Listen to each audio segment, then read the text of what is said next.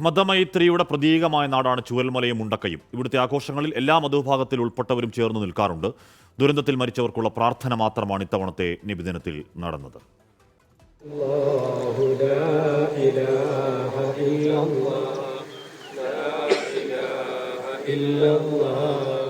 പുത്തുമലയിലെ ശ്മശാനമാണിത്. ഇവിടെ ഇനിയും തിരിച്ചറിയാത്ത മൃതദേഹങ്ങൾക്ക് മുന്നിൽ പ്രാർത്ഥനകളുമായി മുണ്ടക്കയിലെയും ചൂരൽമലയിലെയും മനുഷ്യർ ഒത്തുകൂടി.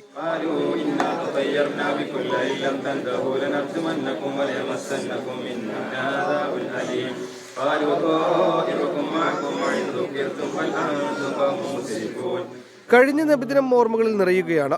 റാലി കടന്നു പോകുമ്പോൾ മധുരവുമായി കാത്തുനിന്ന സുബ്രഹ്മണ്യനെ പോലെയുള്ള മനുഷ്യർ ഇന്നില്ല. മുണ്ടക്കയിലെ ദുരന്തത്തിൽ തകർന്ന പള്ളിക്കടുത്തുള്ള ഖബർസ്ഥാനിലും പ്രാർത്ഥനകൾ നടന്നു.